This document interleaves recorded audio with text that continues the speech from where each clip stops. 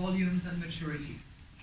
And this is an endeavor that we will pursue together, and which the G20 has actually asked us to develop.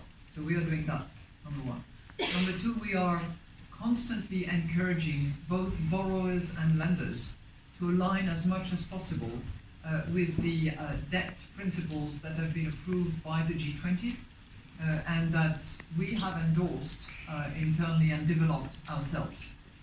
It's clear that any debt restructuring programs going forward in the years to come will be more complicated than debt restructuring programs that were conducted 10 years ago, simply because of the multiplicity of lenders and the fact that not all public debt is offered by members of the Paris Club, for instance, which doesn't mean to say that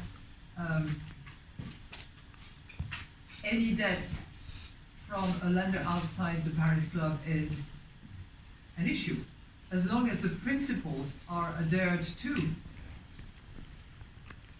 The work that we eventually have to do with countries is then facilitated. There is also a myriad of non-public lenders that complicate the matter seriously, but that's another story.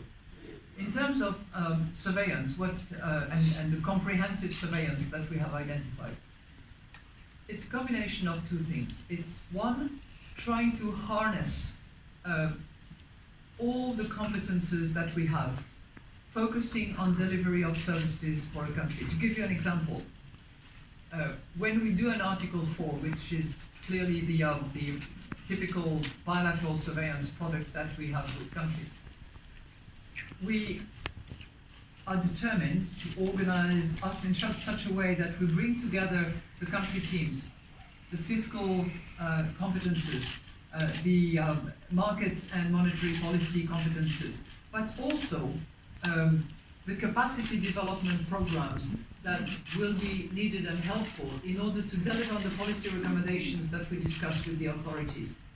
So it's sort of bringing and harnessing all the resources of the institution together on delivery of services for the country. It's also leveraging on knowledge management, on data analytical work that will be better leveraged by the technologies that we are currently assessing and for some of them already implementing. So hopefully we will have speedier delivery, more online services, if you will, to use a sort of a common analogy, and being all together as an institution on those services.